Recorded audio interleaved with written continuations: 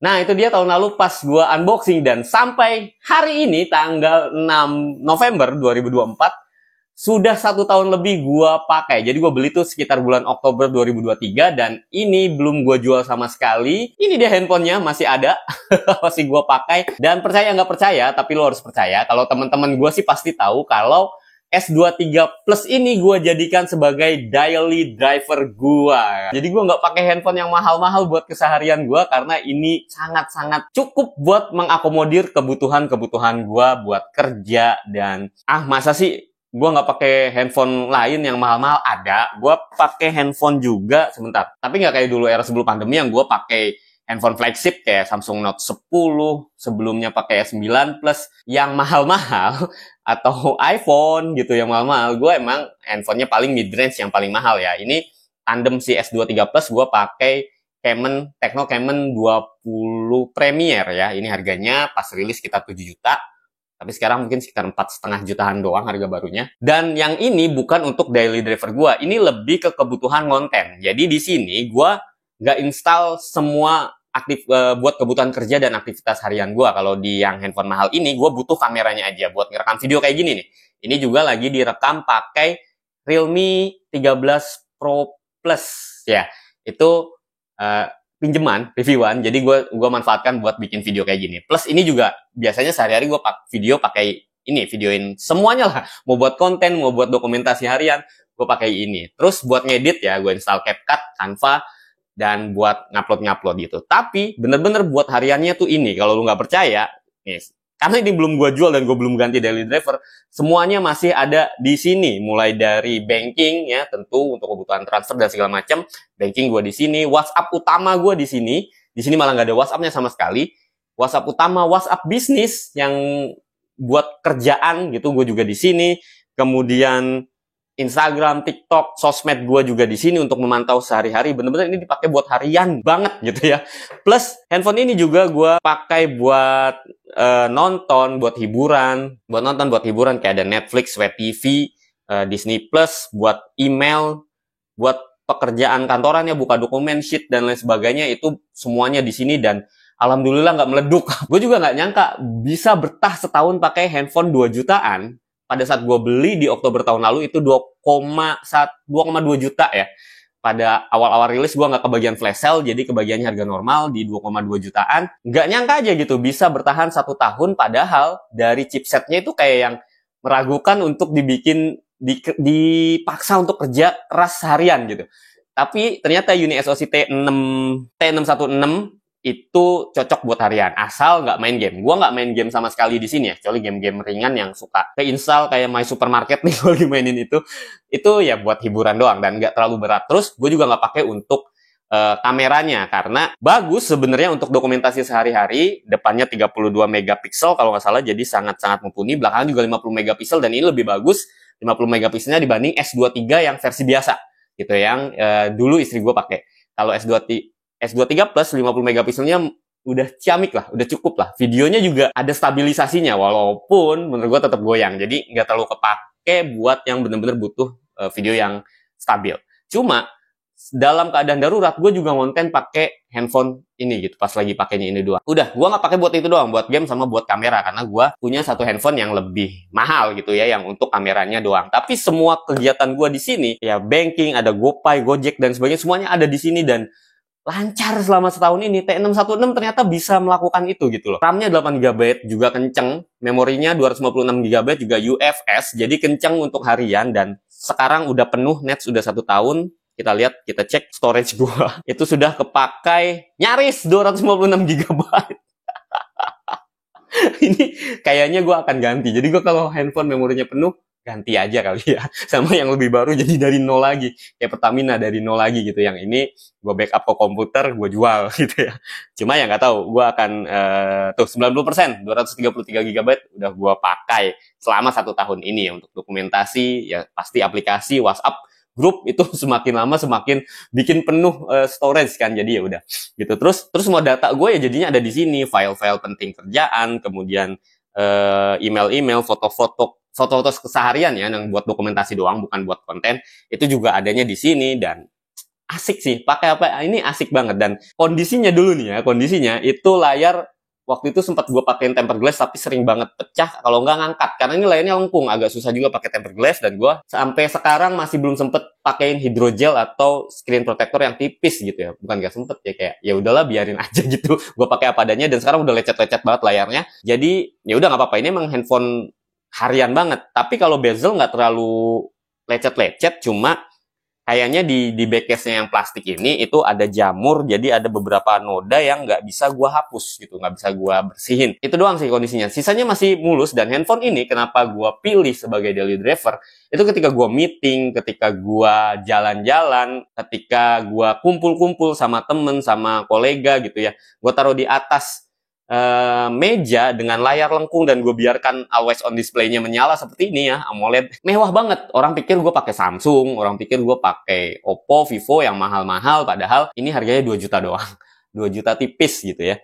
Dan mewah banget, tapi gue agak kurang pede memang bagian belakangnya yang terlalu nyontek iPhone. Dan ini sekarang orang udah tahu, boba-boba yang Android begini itu handphone-handphone murahnya Infinix, Tecno, Itel, yang banyak banget kembarannya ya, ada Itel P55, Infinix Hot Smart 8 Pro, Infinix Hot 40i, itu desainnya begini semua gitu kan. Ini tipis banget. Jadi gue pernah pakai V27 dulu pernah pakai V27 sekitar sebulan 2 bulan, dan gue ngerasainnya ketika pindah dari V27 ke Vivo V27 ke Itel S23 Plus ini, nggak ngerasain bedanya karena tipisnya sama, layar lengkung, digenggamnya enak, dan dia rasionya tuh nggak ngelebar ke samping ya, agak lonjong ke atas, jadinya enak banget. Dan handphone ini mewah, bener-bener kelihatannya tuh mewah. Dan ketika ada yang nanya baru itu apa sih Itel apaan, bukannya Itel HP murah gitu ya? Ya memang ini murah gitu, dan mereka nggak nyangka kalau ini mereknya Itel dan ini harganya sangat murah. Ya udah, pokoknya setahun ini itu pengalaman gua untuk hasil kamera mungkin sekitar beginilah.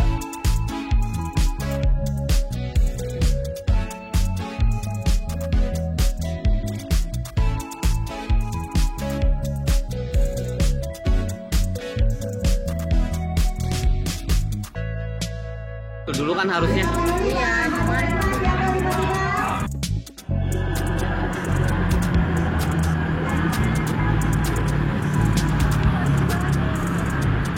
Ya, kayak gitu hasil kameranya. Sekarang balik ke conclusionnya. Di tahun 2024 ini, apakah worth it untuk beli S23 Plus ketika nanti S25 Ultra rilis? Kita bahas S25 Ultranya dulu. S25 Ultra bentuknya masih curve on kayak gini, masih AMOLED. Mungkin peningkatannya cuma di chipset, atau mungkin memorinya mungkin makin besar, sama kameranya pasti meningkat. Tapi nggak terlalu banyak lah, looks-nya masih sama segala macam. Jadi kemungkinan harga itel S25 Ultra nanti di angka 2,5 juta, prediksi gua. 2,5 juta, ada versi yang bisa lebih mahal, tapi nggak mungkin mencapai atau menyentuh harga 3 juta.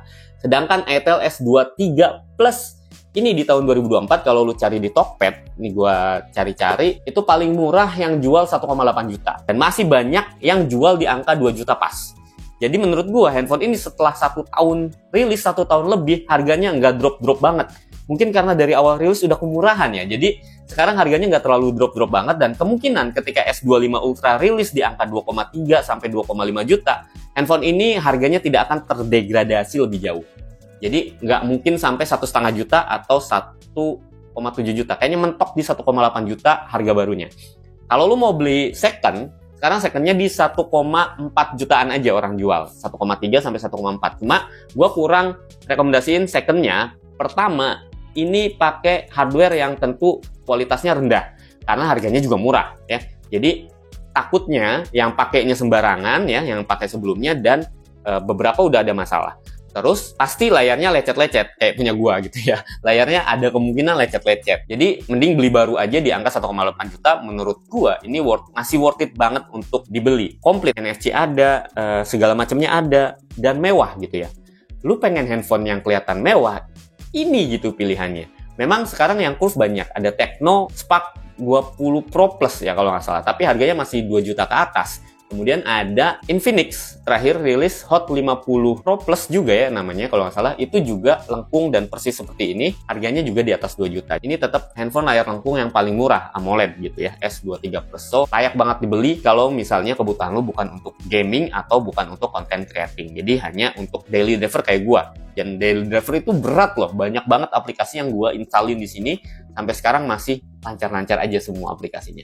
Sekarang kendala atau minusnya selama 1 tahun pemakaian gua itu ada di, gua pernah ganti ini SIM tray. Jadi pas gua colok, gua ambil mau ganti SIM gitu ya, patah.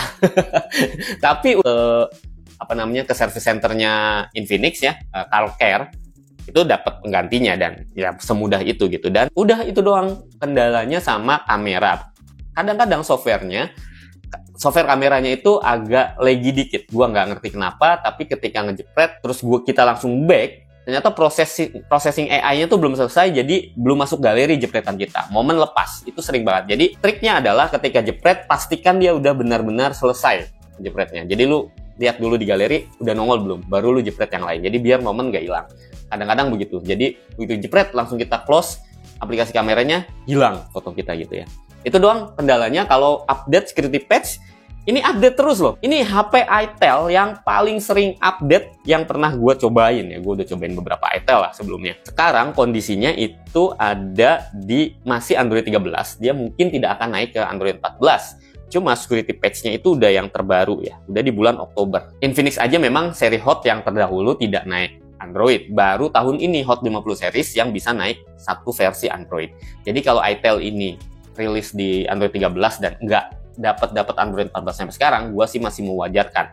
Yang penting versi software itel OS-nya ini masih lancar digunain dan masih dapat update patch terbaru sehingga dia akan tetap lancar digunain. Bisa digunain sampai kapan? Kemungkinan ini bisa sampai tahun depan, dan gua juga masih belum ada rencana untuk ganti. Kalau lu mau beli S23 Plus sekarang, ini bisa banget dipakai masih 1 tahun ke depan lebih.